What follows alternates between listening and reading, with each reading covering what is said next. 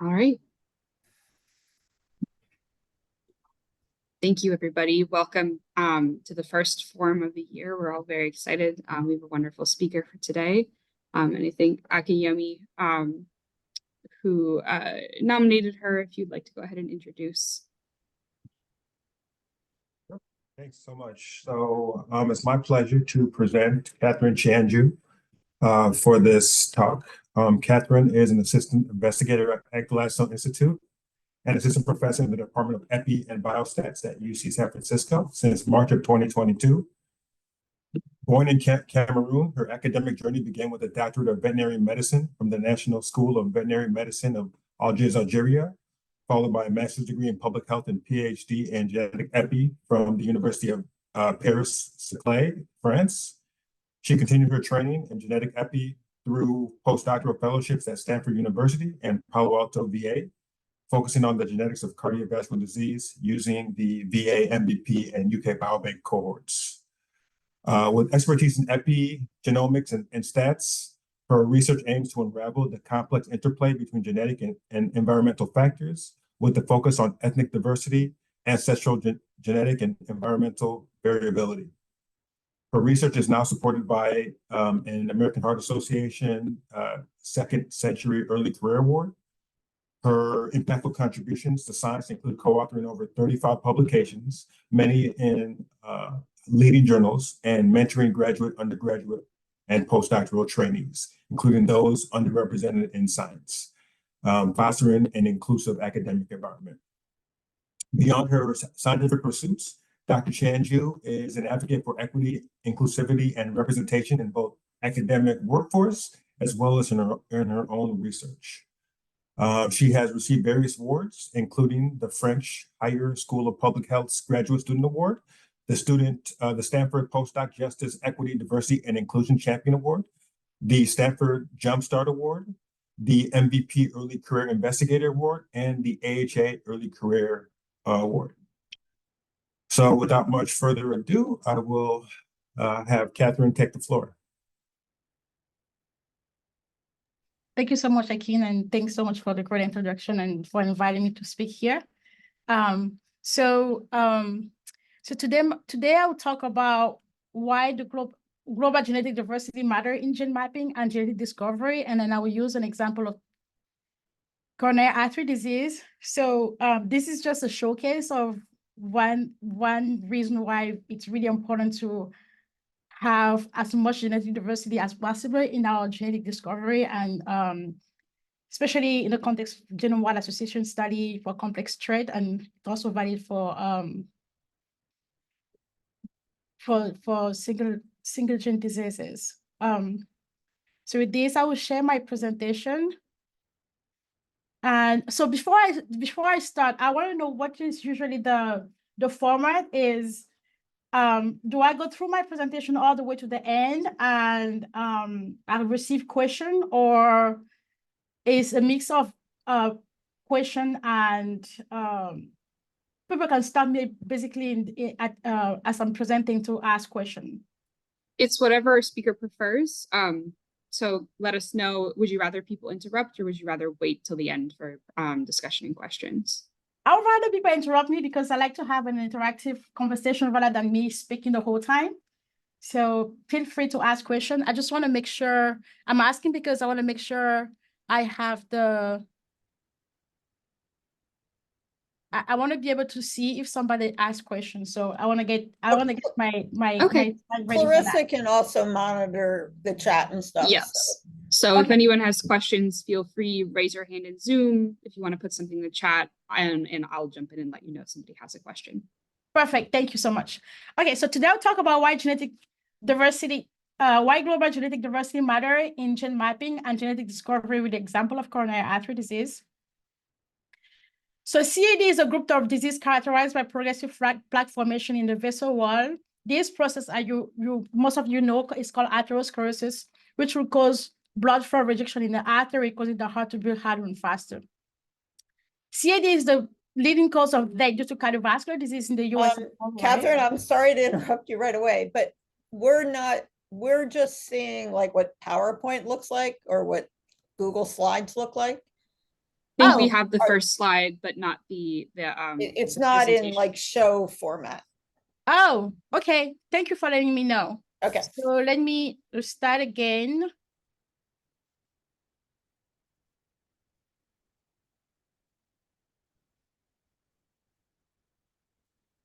So do you see my slide as, actually, I'm gonna start it and then I'm gonna start I would The start the presentation. show yes, and and then try then to share. share. Yeah. Yeah, see if that works. For some reason, this is coming up more often. Zoom must have changed something. Yeah, that looks Okay, correct. perfect. That I think works. this is also like a Keynote stuff because I'm using Keynote rather than PowerPoint. I mean, maybe not. But thank you for letting me know.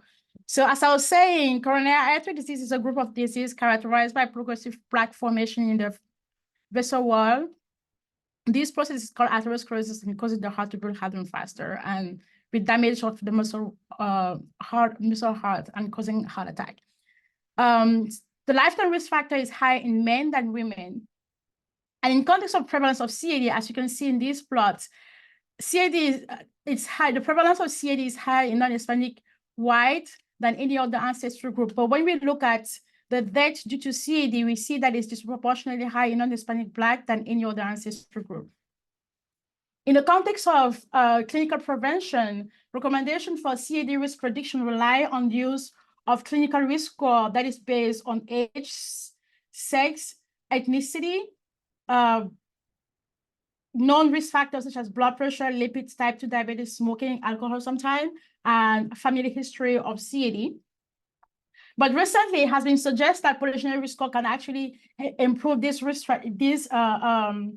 prediction and it can enhance stratification. For example, it can really help identify individual at high risk of CAD, and that can benefit for clinical intervention.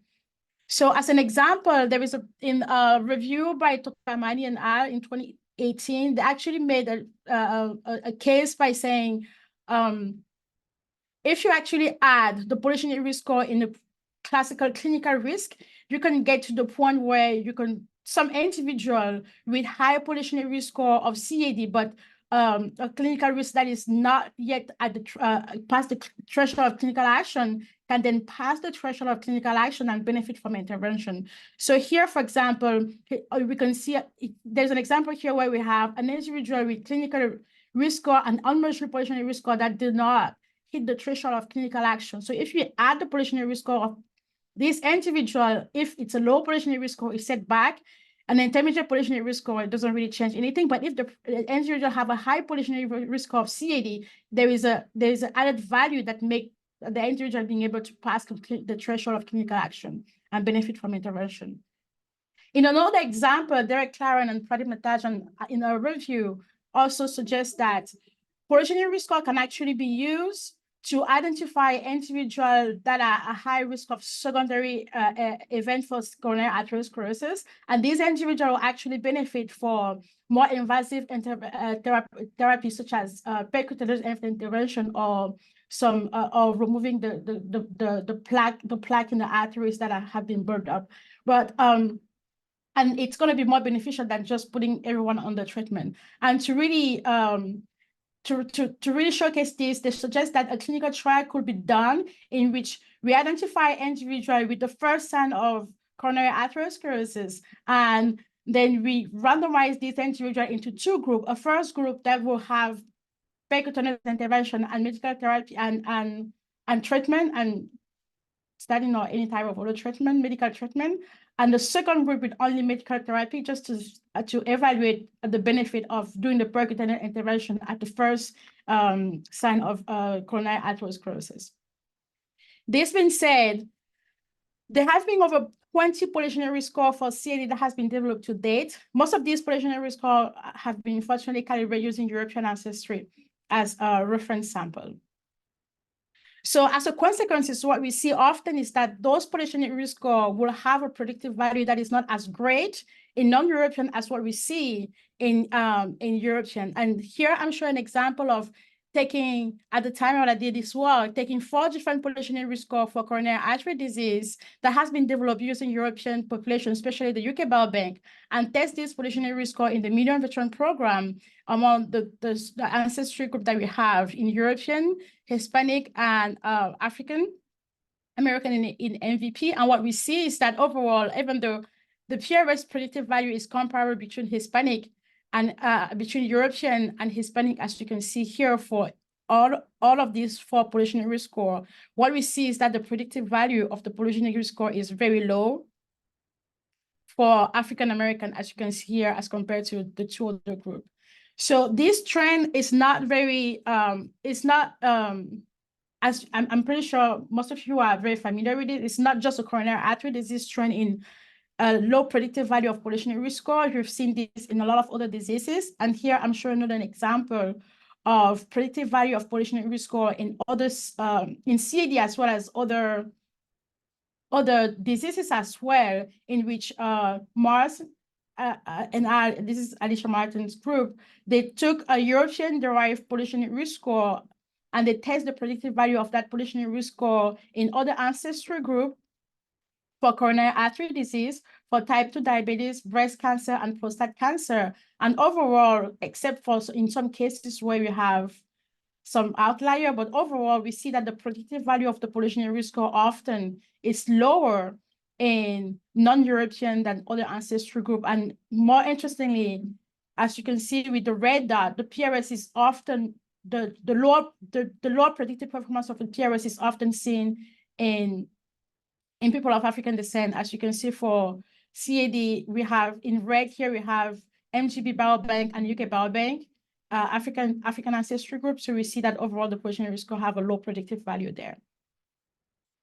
So because of this issue, researchers have been thinking about what we can do to actually improve the predictive value of the population risk score without losing a lot of power. And one of the approach that was that is very much because you see that actually in most of the recent paper is developing a multi-ancestry population risk score using a wide range of methods. But the idea is that by aggregating summary statistic or PRS itself from multiple ancestry, we can capture some genetic variant that we will lose if you're using just European ancestry or a single ancestry. And one great example is this GLDC consortium work where they took actually a GLDC summary statistic from multiple ancestry group, and they built a multi-ancestry population risk score and test that population risk score across multiple group, and also build ancestry-specific population risk score, which they compare to their multi-ancestry population risk score.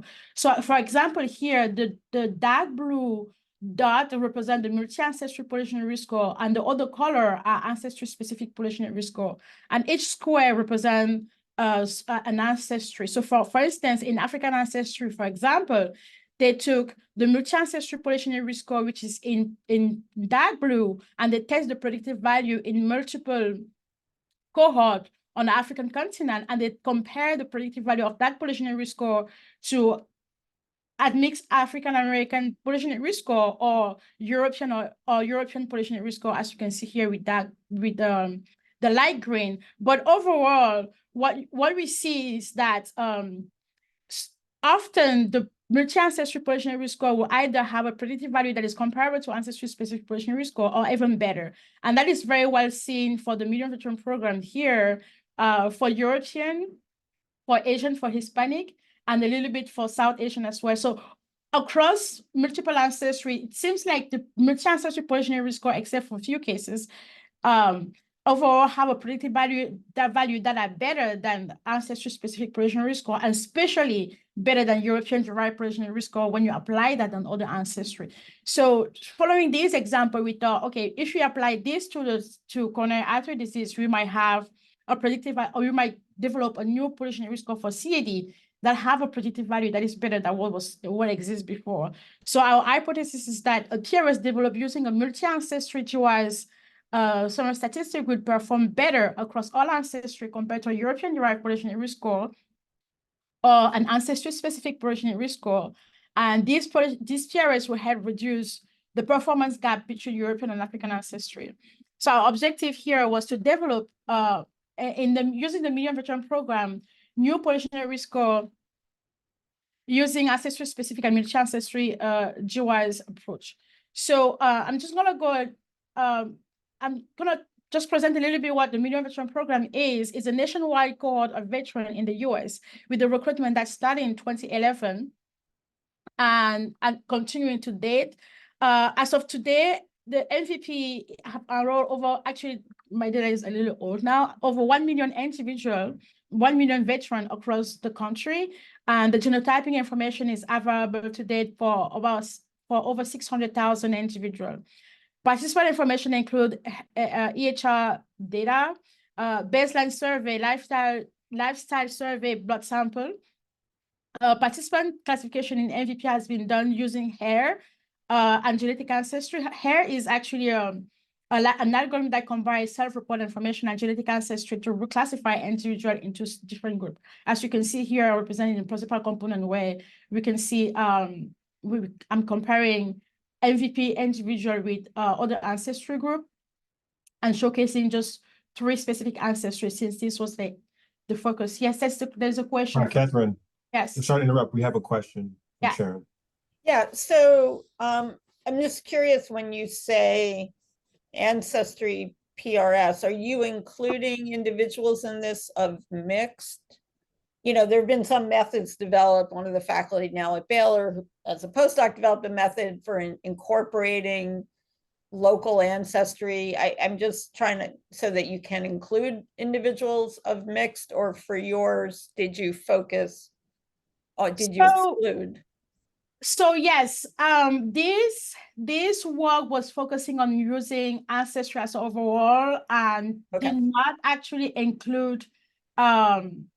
So the answer to your question is no. Okay. We build population risk score in a very much classical way without integrating local ancestry inference. But I will talk about the local ancestry inference actually later. Great, thank you. In the context of CAD, we define CAD using ICD-10 and ICD-9 code, hospital decide for myocardial infarction or procedural code for revascularization, and we'll classify CAD into 2 group incident cases, which are individuals that was diagnosed after they were enrolled in the study, or prevalent cases, which are individuals that are diagnosed before enrollment.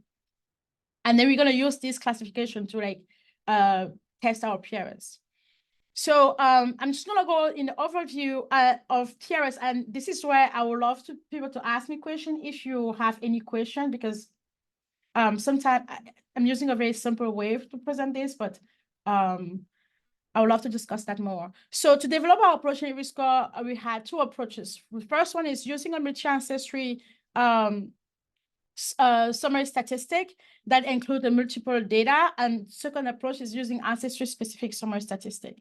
So in terms of base data, in terms of type of method, we use 2 different type of method. The first one is the classical pruning and thresholding, in which we just take the summary statistic and we use reference sample to remove SNP that are highly correlated with each other based on various R-squared threshold within a certain distance, and as well as breaking down the p-value into the summary statistic into multiple p-value, and test the population risk score based on that to see which one of combination of R-square clumping and p-value within certain distance will give the best predictive value of the population risk score. The second method is using a Bayesian method, which is PRS-CSX, which is one of the most used population risk score right now, in which the idea is just to shrink the effect size of the SNP that we have without doing any filtering. So with a preset of 1.4 million SNP that are well curated from HapMap, and here we use as a reference sample, we use 1,000 genome for each of the population. So using these 2 methods, we build multi-ancestry population risk score as well as ancestry-specific population risk score. PRS-CSX have this specific ability to take ancestry-specific summary statistic, perform a shrinkage method, and combine them to give you a multi-ancestry PRS style that you can use to test multi-ancestry population risk score. So in the context of testing, we use the prevalent case of CAD. to test our progeny score in MVP, and then to validate the PRS, we use incident cases. One additional detail is that our sample, the base data, which is the summary statistic used for the progeny score, is completely independent from this target data, where we have the training and the validation, and as well, the training and validation are completely separate. So here I'm talking about roughly 3 sets of data that are completely independent of each other. So this is just to show overall predictive value of the polygenic risk score using the 2 methods and applying that to African American, European American, and Hispanic American in MVP. So the blank printing and thresholding and the string are PRS-CSX. The dark gray is a multi-ancestry PRS, and the color are ancestry-specific PRS. So for example, in African American, we tested the best. I'm showing the result of the best polygenic risk score using printing and thresholding or PRS-CSX for the multi-ancestry polygenic risk score, comparing that to the best ancestry-specific polygenic risk score using printing and thresholding and PRS-CSX as well. Something for European and Hispanic. So overall, what we see is that in terms of the odds ratio, the raw odds ratio, the best polygenic risk score is actually coming from the dark gray string, which is PRS-CSX multi-ancestry PRS across the 4 data.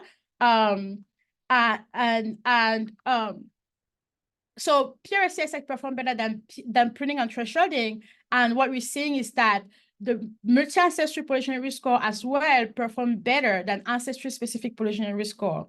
Another thing That's a quick question. Yes. So did you try a pooled approach? And if not, why? What do you mean by pooled approach? Like just pooling all the participants, because you did a meta-analysis. So did you try pooling? Or did you have individual level data for the cohorts? And if so, did you consider pooling and generating a PRS from that? So that's what I did actually. So the PRS is, so as you can see here, this training set where you have some cases and control individual is where it's the subset of individual I use to test the polygenic risk score that I build using each of the method. I don't know if that answers your question. Okay, so you didn't, so you didn't actually do a meta-analysis of the individual cohorts. So the multi-ancestry polygenic risk score, sorry, maybe I didn't insist on this. The multi-ancestry summary statistic is a meta-analysis of multiple cohorts. So it includes the UK Biobank, the Million Veteran Program, the Biobank Japan, and Cardiogam for this. So this data is about, it's totaling about more than 250,000 cases and over 800,000 control. And then independent of that, I have ancestry specific. So for within each ancestry, I also have a GWAS. Okay. And then I take those data and then I independently test them within each of those groups. I think next time I'll make a flowchart. Maybe flowchart will be more helpful. And then, so what we see is that, so this is the validation set, which is just incident cases in which instead of showing everything, I just take the multi-ancestry polygenic risk score, printing and thresholding, and PRS-CSX, and compare that to meta-GWAS, which is one of the European derived polygenic risk score that was done before. And this is the result this is the predictive value that we see across African American, European American, and Hispanic American. And overall, what we see is that the multi-ancestry PRS, as expected, have a better predictive value than the previous European derived PRS for all ancestry group, with the predictive value that is much higher for PRS-CSX. But the one thing that we see is often a persistent low predictive value of the polygenic risk score in African ancestry group, despite using a multi-ancestry setting. And really, that's the question that comes out. It's like, why are we still having this low predictive value of the PRS in this case, even though we're using a multi-ancestry summary statistic and trying different methods? So one other example of population risk score that was done in a very nice way is by Annie Roach, is with Pradeep and Derek Claren, not Derek Claren, sorry, Amit Kira. What they did was they actually take this multi-ancestral approach of population risk score, but they went a notch further by not only use the CAD, but also develop population risk score for CAD risk factor or other diseases that are highly correlated with CAD. So here they add BMI, peripheral artery disease, ischemic stroke, AGFR for kidney function, diabetes, CAD, systolic blood pressure, diastolic blood pressure, and lipids, with the idea that by actually developing a population risk score that not only integrates CAD, but also integrates CAD risk factor, there will be a substantial improvement in the predictive value of that population risk score. And they actually test that population risk score in the same sample that I presented earlier, which is the Million program, and they validate in other data, including the UK Biobank and Genome Health. So, and what they did was they compared the predictive value of that population risk score with a bunch of other population risk scores that were developed before. So the red dot here is the new population risk score. Another question, sorry. Yes. Oh, I didn't mean to interrupt your sentence. I just had a more general question, so maybe I should let you finish about in the million-person veterans, presumably many of these veterans get healthcare through the VA. Mm-hmm. And therefore are more likely, I hope, to be on statins and things like that. And I was just trying to figure out how does this reflect environmental things, but that's probably a question for the end. So yeah, we can discuss that, but just as a heads up, this is a fair question. There's a lot of individual on statin or the, like, it's not just statin, it's also hypertensive medication, right? There's a lot, and none of that is accounted for in the context of what we're doing here. I think some of the argument often is that since we're capturing the genetic component, maybe medication is not going to impact a lot. But I'm just going to get this as an open question because I don't necessarily think that is true. So so overall, what we see is that the GPS multi, which is a new population risk score, certainly have a predictive value that is much higher than any other PRS that was developed before, both for African, European, Hispanic, and South Asian. But what we see also is that overall, again, the predictive value of the PRS for African is like drastically lower than any other ancestral bits. And the question is really, even with this like more elaborate, sophisticated method, we still see a low predictive value of the population risk score, and the question is why. So some of the question is, some of the way I've been thinking about this is that, is it because of a lack of representation of African-specific genetic effect in the GWAS, or is that because of small sample size of African ancestry group in those multi-ancestry GWAS, which we have about like 10-15% at most of African ancestry group in the initial base data, which is the summary statistic. Is there something about low heritability of CAD among African American, or do we have an impact of difference in population genetic background that may be hindering the PRS itself? So I'm going to go through one of these 2 points, especially the impact of population specific, the impact of difference in population genetic background, as well as sometimes I talk about low enrichment of, I don't know why don't have here, but low enrichment of genetic signal in the CAD GWAS itself. So in the context of poor enrichment of CAD GWAS among African ancestral groups, so something that actually struck me, and I'm really curious to investigate this more, but I don't have some of those results to show today, is that, for example, in the CAD GWAS that we did, that include the Million Veteran Program, a couple of external cohort in which we actually did just our approach of selecting a subset of SNP for replication. We had about 26,000 cases and over 100,000 control. And what we see is that we barely have 5 genetic signals that are actually crossing the genome-wide significance level. But if you step back and think about how much this same sample size level in the European ancestry group, we see that with 23,000 cases, we actually did have an overwhelming number of genomic loci that was discovered. And if you look at the same thing for Japanese, for East Asian, so this is the Japanese biobank with 15,000 cases and 80,000 control. Again, at this time, they also have a quite higher number of genomic loci identified. So really, this brings the question to what really is one of those factors that is hindering our ability to identify new genomic loci among African American, even though we have this larger sample size. So, and then the second question, which I'm gonna go through it a little bit more, is an example of the locus 9p21, which is actually the strongest genomic loci that has been identified for coronary artery disease.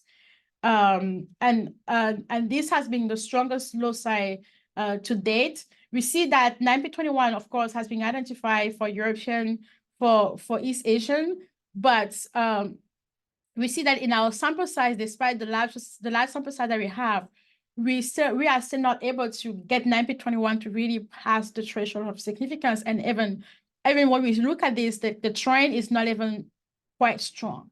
So the question is, why do we have this? So the next part of my talk, so I'm going to move away from population risk score and talk just about 9p21. So if anyone has a question about what I presented earlier, maybe please feel free to ask.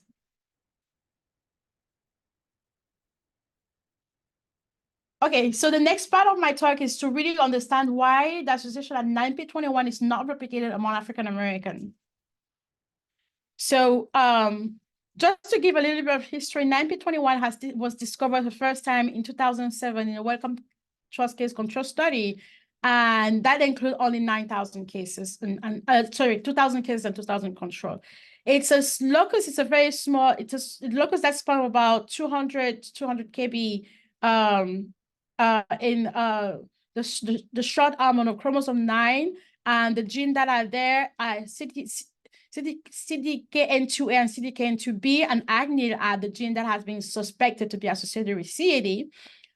It's also a very pleiotropic loci because we have the CAD loci, but then on the left side, we have a type 2 diabetes loci, and we also have a cancer loci, and a little bit upstream, we also have some sort of structural variation with other type of diseases in that general area.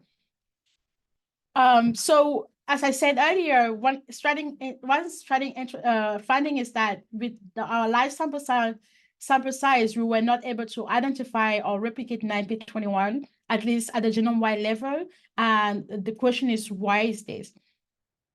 So one of the first things was to investigate whether we actually have power to identify significant association given the case control number in MVP.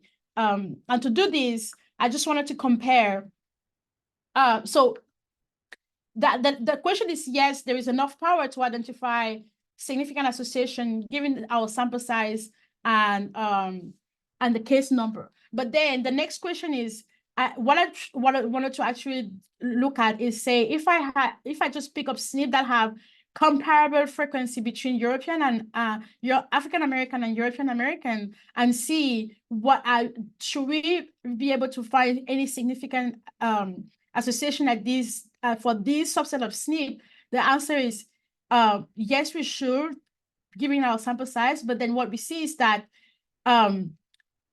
we actually don't. So a lot of these SNP at 9p21 locus, despite having a highly frequency that is comparable between European and African American and European, we really don't we don't even get close to the nominal. For some of them, we get some low p-value, but most of them we don't even get to a nominal significance, which is quite interesting. And the question here is, why is that? So that brings the question to know whether is there some sort of heterogeneity in this locus, like genetic background, that is hindering the association? Because again, going back to what raised earlier, African American actually have a certain level of admixture. So maybe that admixture is creating some sort of heterogeneity in these locus, and maybe that's the reason why we don't see any association. So to explore this, so the idea here, going back to what we're trying to do here, is what is driving the lack of replication of 9p21. So our hypothesis is that the lack of replication of 9p21 among African Americans might be due to a difference in population genetic background. And in the next part of my talk, I will be investigating that using estimated local ancestry inference combined with haplotype analysis. So to talk a little bit about what local ancestry inference is, the idea is that if we think that we have an admixed population, so the admixture is not necessarily often distributed equally across the genome. So to make sure that even though we can run global ancestry inference, but to make sure that we cannot capture ancestry, like ancestry diversity at the region of interest, what we do is do a local ancestry inference with the idea that at that very specific locus for each of the scenes that we're interested in, we want to infer the ancestry of the admixed individual. To do this, I use RFMix2, who use a random forest estimate in which you give a reference sample 1 and a reference sample 2. In this case, because often admixture with African Americans with Europeans, so we use European as reference sample 1 and African as reference sample 2. So what the software, the algorithm does is to go through reference sample 1 and learn the genetic architecture of reference sample 1, compare that to the genetic architecture of reference sample 2, and then look at the admixed individual to use a random forest estimate to pick up which one of these two ancestry is the one that have the genetic structure the most comparable to our admixed individual, and assign that genetic ancestry with the probabilistic model to our admixed individual. And we do that as we walk through the genome. So as doing this, I come up with 3 specific groups. We have a subgroup of individuals that are predominantly African ancestry on that region, a subgroup of individuals that have African ancestry on one haplotype and European ancestry on the second haplotype, and a subgroup of individuals that have European ancestry in both haplotypes. So this is also giving you the number for each of those groups. And on the bottom here, I have the case control category for each of those groups. So next, to kind of make sure that the local ancestry inference makes sense, what I did was comparing the allele frequency between our European ancestry and the subset of individuals. Here we have about 2,000-3,000 individuals with predominantly European ancestry at that specific 9p21. So I compared the allele frequency of European in MVP just to see if it's concordant, and the answer is yes. So which gives some that's just to investigate the accuracy of the local ancestry inference. And second, I compared the allele frequency with between European and African, with both African and European ancestry, with the subgroup with 24,000 individuals. And what we see is that it started to diverge, but there is some form of concordance, which actually showing you the contribution of European ancestry as well as the contribution of African ancestry for this subset of SNP. And finally, when we look at comparing European and African, we see a complete divergence, which clearly also captured the difference in the population structure of those two groups. So now the next thing I did was looking at, so moving forward, I will just talk about African with predominantly African ancestry at the locus, which are about roughly 45,000 individuals, and the admixed African American, which are both have African and European ancestry on this locus, because the third group with predominant European ancestry is not large enough to really look at do association testing. I mean, I did it, but like the result is not quite interesting to present. So I have a quick question. Yeah. You mentioned that the first study that identified this loci was a 2,000 participants. Did did you try to replicate that GWAS with the third group that you mentioned that has 2,000 to see if it? Yes. So the thing is, my third group, this group have 2,000, like roughly 3,000 overall individual. But if you look at the case number, it's just 650. So it's quite low. And the other one was like 2,000 cases. So we're quite far away from really trying to replicate anything here. So next thing I did was looking at the association between CAD and SNP at that locus 9p21, stratifying by this group. And this is the result for the subgroup of African American, predominantly African ancestry, where we have 11,000 cases and 39,000 control. And interestingly, we actually don't see any signal that even pass. This is 10 to the minus 4, and it's actually not even getting there. So if we look at the subgroup of mixed individual, people that have both African and European ancestry, we have 5,000 cases, which is half sample of what we have in the previous group. We're already seeing a pretty strong signal. So we're seeing things that are getting close to 10 to the minus 6. And clearly this is because of the signal is getting really lifted up because of the European ancestry that we have for the European ancestry background for this subgroup. Yes. Yeah, so if someone who studies cancer, CDKN2A and N2B are cell cycle regulators. They're inhibitors. And I mean, the data is incredibly sort of interesting that the impact in Africans seems to disappear. Are there any methods that allow you to look? Are there other common SNPs in, like, these proteins inhibit a whole set of kinases? Like, are there other SNPs in Africans and the kinases that just make these genes less important or something? Is there a way to assess that there's something else in the background that is modulating this effect? That's a good point. I don't know if there is any other thing that has been done. So no, I don't know if there's any other methods. So what I've been doing is really using the other type, like trying to capture as much genetic variant in this general area and see if there is something that is getting picked up. But also CDKN2A and CDKN2B, because those are linked RNA, it's really hard to capture anything within that linked RNA that have a functional effect that has been described before. Yeah, they're not the link RNA. The AS1, I think, is the link RNA. Yes, that's true. They encode proteins. Oh, yeah. Sorry. AS1 is link RNA.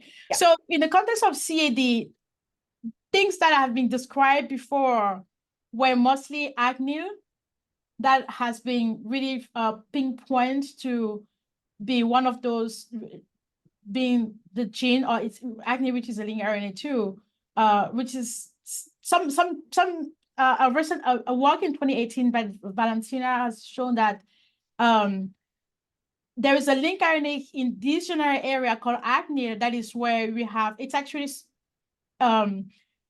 it's not represented here, but it's in this general area, is contributing to small cell differentiation and might be contributing to CAD. But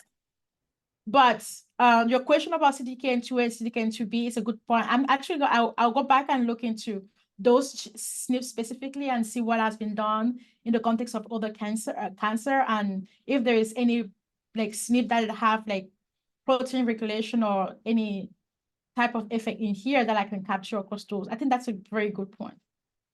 I don't know if you have any idea or any. Well, happy to follow up by email. It's just, I think it's quite striking how the effect just disappears. And, you know, in genetics, that sometimes means that there's something else in the background. It doesn't have to be linked. Yes. That no longer, I mean, it doesn't have to be linked locally, right? But yes, that yes. no longer, those SNPs no longer are important. And so that's all I was thinking about. But. Yeah, I would love to follow up about that too. Okay. Thank you so much.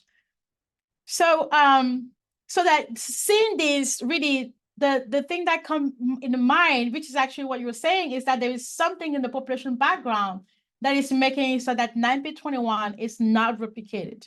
So a way to investigate this and really capturing the population background that I did was constructing haplotype.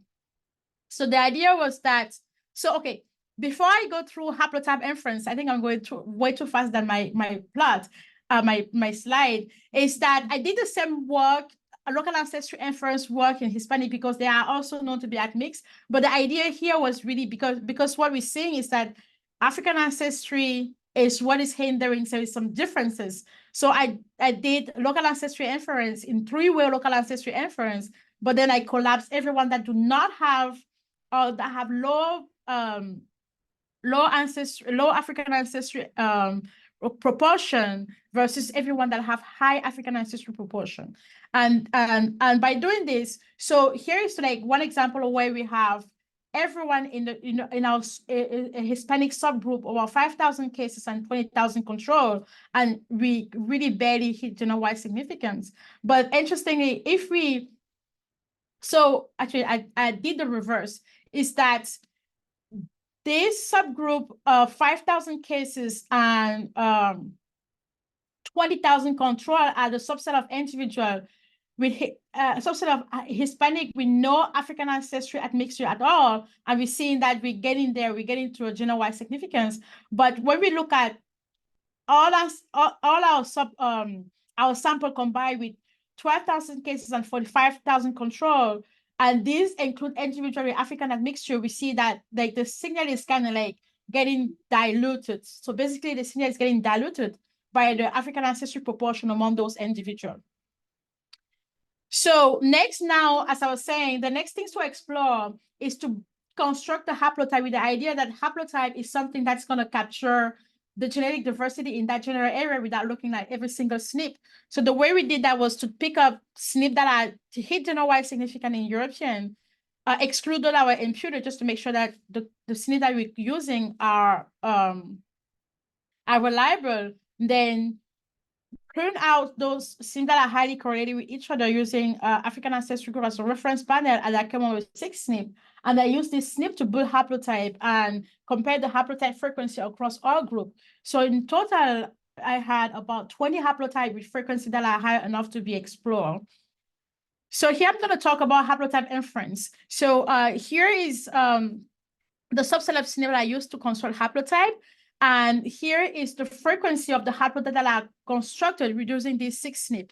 And what we see is that we have all the combination of the effect allele of the 6 SNP that are contributing to just a single haplotype in European, be with about 40% frequency. And all of the non-effect allele for the second, those 6 SNP are almost all contributing to the second haplotype in European. And there is actually barely any other haplotype that have different frequency except the one that is in the middle. Now the next question is like, how the haplotype frequency will look like if you look at each of our subgroup. So within Hispanic, what we see is, as expected, we have the haplotype frequencies for these 2 common haplotype in white is also present in Hispanic at the high frequency, but slightly lower than what we have in white. And we have a couple of other haplotypes that are around there with low frequency. Now, when we look at East Asian, we have, interestingly, the second haplotype of the far right here have a higher frequency in East Asian than what we have in white. And on the far left, the second most common haplotype, it's have a lower frequency, and we also have other haplotype that erase in East Asian, and that have quite decent frequency, but that are not actually, except the one in the middle, the three other one are not shared with European. And now in African American, what we see is we have, interestingly, we have those 2 haplotypes that are predominant. They have a frequency that are much lower, as you can see. It's less than 10% for each of the haplotype. Instead, we have a couple of other haplotype that have higher frequency that erase right in the middle here. Now, the next thing I did was what is the frequency of this haplotype look like? So just want to add a detail here is that this is African American that include everyone combined. So everyone, those that have admixture and those without admixture. So next now what I wanted to look at is looking at the haplotype frequency among African Americans stratifying by those that have predominantly African ancestry and those with admixture. And with admixture, as expected, we have like the two haplotype is like half frequency of what we saw before for the two predominant haplotype in whites. And then we have other haplotype that erase. But then when we look at African-American with predominantly African ancestry in this region, interestingly, these two haplotype that are the most predominant are completely, they just don't, they almost inexistent. But instead, we have a lot more other haplotype in the middle that are present among African American with predominant African ancestry. So the next question now is to look at the association with CAD using this haplotype structure. So as I was saying, these are very low haplotypes. So here I'm showing the association with CAD with each of those haplotypes. So I'm using this haplotype in the middle as a reference for the reason that that's the haplotype that have a decent frequency across our group, and that can really allow us to do a fair comparison. Also as note, this haplotype is AGTTC, sorry. This haplotype is AGTTCA, and it's very close to the haplotype on the far right here, which is GTTCA. So there's just one SNP difference between those two, meaning that this far wide haplotype and the one I'm using as a reference are similar to each other. So now when we look at the association with CAD, what we see is we see a strong risk of CAD with the second most prevalent haplotype. So I think this plot is often really hard to read, so I'm just going to go through it. On the y-axis here is the odds ratio, and on the x-axis is the haplotype. So the line here reference it's the reference value, and the haplotype, the box is representing the odds ratio with confidence interval around it, which is the line. So these two haplotypes on green is a European American, and forest blue is African American with admixed integer, and brown is African American, predominantly African ancestry. So what we see, for example, is that as compared to this haplotype, these two haplotypes are strongly associated with CAD for European and for admixed African American, but not for African, predominantly African ancestry. Okay, which makes sense because the frequency of that haplotype is quite low. And so when we look around, almost all of the other haplotypes are crossing the line. So there is really not a quite strong association with any of the haplotypes, especially the most prevalent haplotype that we have in with predominantly African ancestry, which are these two. There is not really a strong signal. I think there is a question in the chat. Okay. Okay, so I'll try to be faster to just go through the point. So we look at the same association with Hispanic, and again, we see very strong association with the second haplotype. So when we look at East Asian, we see that we don't see as association for South Asian here because the sample is quite low, but for East Asian, we see a strong association as well. And then in addition to that, we also see an association with other haplotype in South Asian and East Asian that are quite interesting, and a third haplotype. But I think the point that I want to bring the most here is that when we look at the haplotype frequency or the genetic structure of 9p21 across almost all of these groups, what we see is that there are two haplotypes that are the most predominant in almost all ancestry group, but African ancestry group. We have four haplotypes in African American with predominantly African ancestry that are quite prevalent, but that does not exist in other groups. And then we have some Asian specific haplotype in this general area. So that brought the question to which I'm not going to have a time to go through it, but I will I'll try to do it as fast as I can. Is the question is, if you actually go through continental Africa and look at the haplotype structure in this region, what do we have? So I was able to have access to the East Africa whole genome sequencing, which here you have a structure, and then break that down into 3 subcontinental group where we have South African, Central Africa, West African, and East Africa, and then do a haplotype estimate for this and compare that to what we have in European. So what we see is the haplotype structure that I described earlier for African American with predominant African ancestry, similar to what we see in West African, Central African, and East African, with the difference. So basically what we see is that the haplotype distribution in that region is actually similar between people in the continental Africa and African American with predominant African ancestry group. But as well as South African, but we also see that in contrast, we see a little bit of the haplotype that is coming out for South Asian, for East African and South African.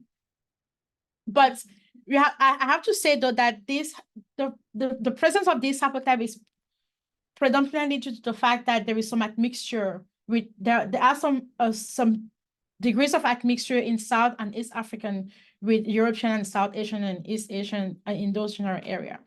So here I'm just gonna, so this is just to have a big overview of like really the haplotype structure in that general area. What we see is that when we look at everyone, we have East Asian, South Asian, Hispanic, and European, we really see this dark blue that represent the presence of the haplotype and nothing in between. But when we look at any of the African or any of the African related sample, instead we see some dark in the middle and anything else in between. So overall, so we have some association with CAD at 9p21, and what we think is that the signal that we see in 9p21 is probably very much driven by a genetic background at 9p21 that is present almost in all population, but people of African descent. And also something that I didn't mention that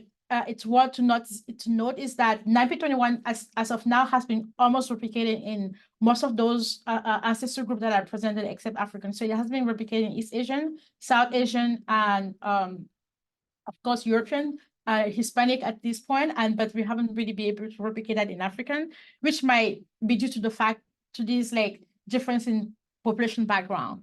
And with this, these are the future work that I'm interested in doing. And with this, I'd like to thank all my collaborators and people that have worked with me on this. And thank you for your attention. Sorry, I had to like rush out to the last because I want to make sure that you guys have questions. Yeah, so we actually do have a question in the chat. One was, have you published this work yet? And the second is, does this help us better understand the biological effect that is happening at this locus?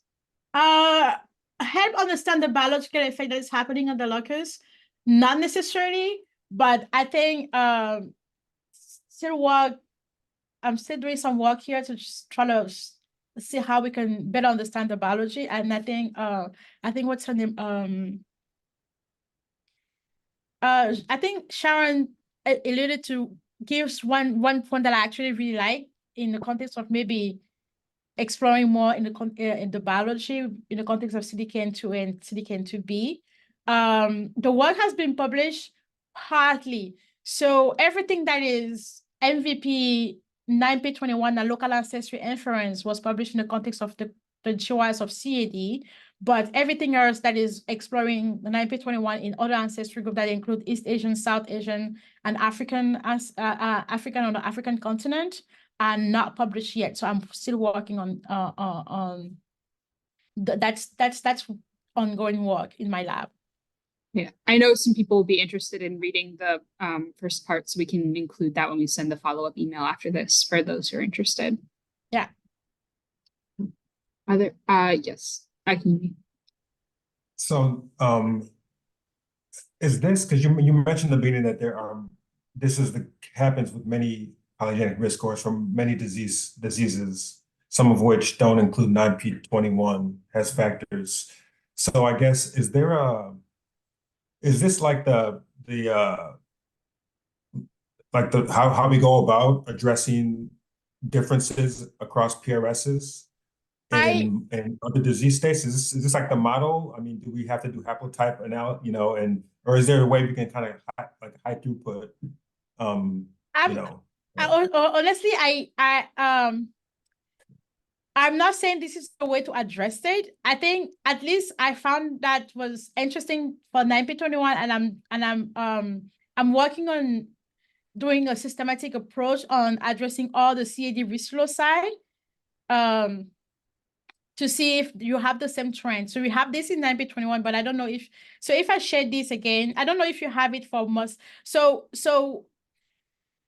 I think one striking thing, something that always struck me, is that this low enrichment of GWAS that we have for CAD despite increasing case number, when we compare that, we see the low, not that much of low enrichment in other diseases. So I'm actually interested in doing this systematic approach with all of the CAD loci that has been described, to see if you have things like 9p20. The question is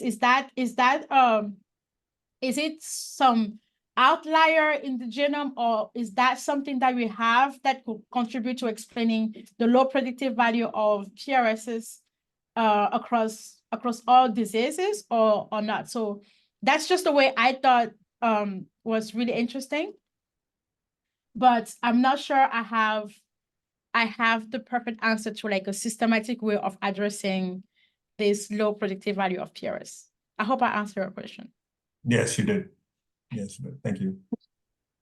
Any last questions, either in the chat or if anyone wants to speak?